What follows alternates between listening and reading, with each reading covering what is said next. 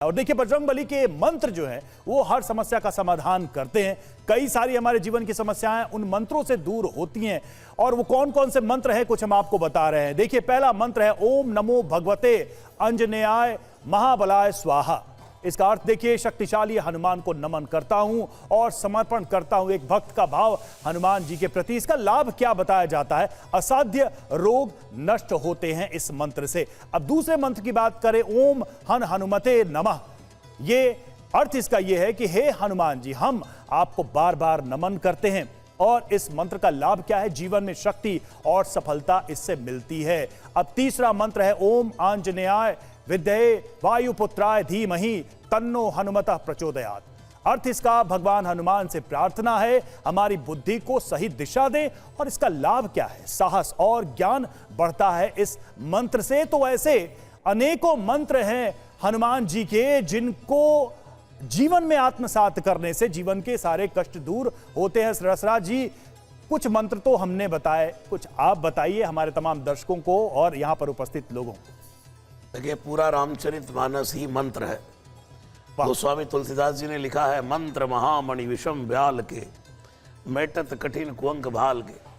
मुझसे भी लोग पूछते हैं, महाराज जी ये उपाय है तो कौन सा मंत्र जपना चाहिए, ये है तो कौन सा जपना चाहिए। मैं सीधा कहता हूँ भाई, इधर उधर के चक्कर में ना पड़े, सिर्फ इतना ही कर ले।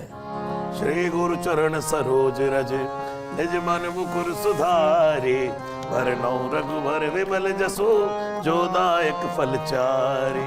बुद्धिहीन तरु जानिके सुमिरो पवन कुमार, बल बुद्धि विद्या देव मोहि हरौ कलेश विकार। जय हनुमान ज्ञान गुण सागर, जय कपीश तिहु लोक उजागर। रामदूत तुलित बल धामा, अंजनी पुत्र पवन सुत नामा। महावीर विक्रम बजरंगी, कुमति निवार सुमति के संगी। कंचन बरन विराज सुबेसा, कानन कुंडल कुंजित केसा। तो श्री हनुमान चालीसा, हनुमाष्टकम, बजरंग बाण, जो स्तुति भगवान श्री राम का, श्री रामचंद्र कृपालु भयमन, जो आपको अच्छे से स्पष्ट सा से उच्चारण करना आता हो, वही जीवन का मंत्र बन जाता है। बिल्कुल बिल्कुल बिल्कुल, बहुत सुंदर बहुत सुंदर। कुल मिलाकर बात यह है कि आपके भाव पवित्र हों बजरंगबली के प्रति तो हर मंत्र आपके लिए लाभकारी ही साबित होगा। हम तमाम अपने दूसरे अतिथियों के पास आएंगे और देखिए महावीर किन अष्ट सिद्धियों के दाता हैं, जरा इस पर भी गौर करें। अष्ट सिद्धि नवनिधि के दाता, अक्सर हम ये हनुमान चालीसा में पढ़ते हैं, तो जरा आज उन अष्ट सिद्धियों के बारे में हम समझने की भी कोशिश करते हैं। वो अष्ट सिद्धियां जो हनुमान जी के पास है। सबसे पहले देखिए अणिमा, ये अष्ट सिद्धि, ये सिद्धि क्या है? सूक्ष्म रूप धारण करने की शक्ति। और कौन नहीं जानता, लंका में जब गए तो भगवान ने सूक्ष्म रूप धारण करके दिखाया। दूसरी सिद्धि है महिमा, विशाल रूप धारण करने की शक्ति, यानी क्षण में छोटे और क्षण में विशाल रूप धारण कर लेते हैं बजरंगबली। अगली सिद्धि है, 8 सिद्धियों में हमने 2 की बात की।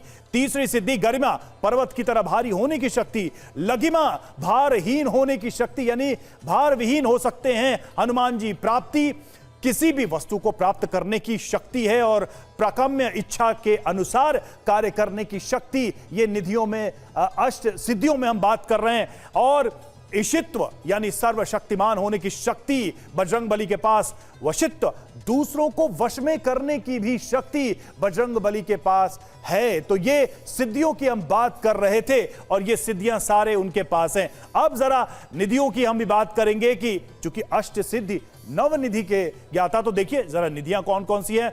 पद्म निधि और महापद्म निधि, नील निधि, मुकुंद निधि, नंद निधि, मकर निधि, कच्छप निधि, शंख निधि और सर्व निधि। ये वो निधियां हैं, वो निधियां हैं जो बजरंगबली के पास है। हम तो जब कामना करते हैं तो इनकी ही कामना करते हैं कि बजरंगबली हमें भी दे। कृष्ण प्रिया जी, हमने गुणों का वर्णन किया, लेकिन बजरंगबली क्या इन गुणों से ही सीमित हो सकते हैं?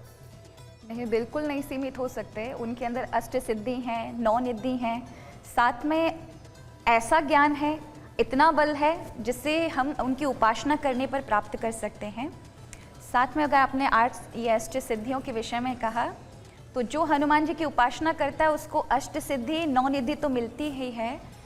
कितने सारे पुराणों में भगवान श्री हनुमान जी की उपासना का, जैसे अभी पूज्य रसराज जी महाराज बता रहे थे, हमारे यहाँ सावर मंत्र भी हैं, तंत्र मंत्र भी हैं, पर प्राय गुरु के बिना आदेश के कोई भी मंत्र का उपयोग नहीं करना चाहिए, इसलिए आपको पहले से सावधान करने का मेरा भाव है।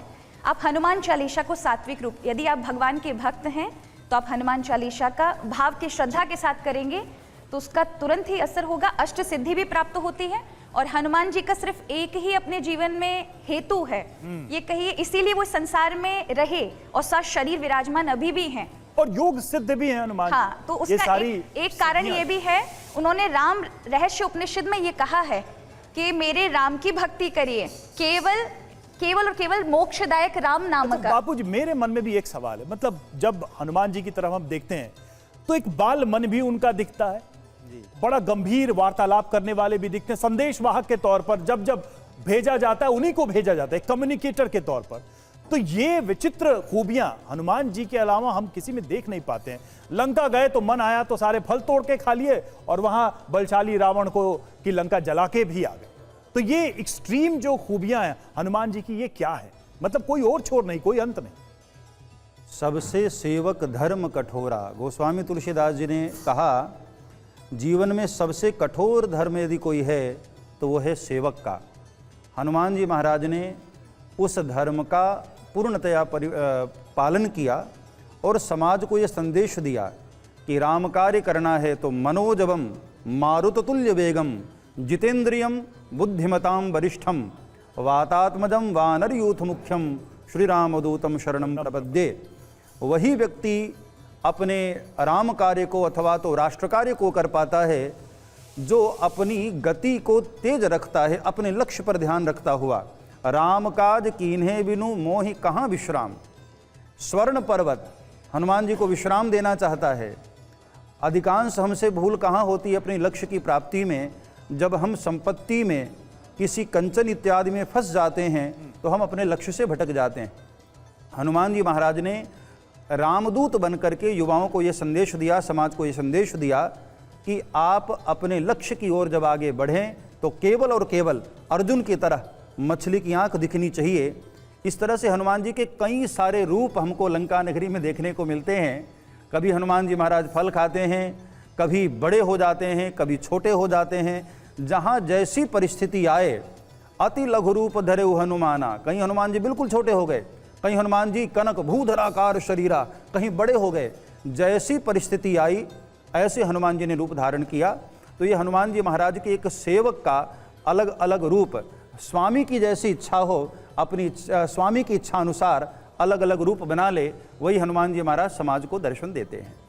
वाह, अद्भुत। तो आप देखिए कि हनुमान जी एक पूर्ण दर्शन की तरह भी हैं।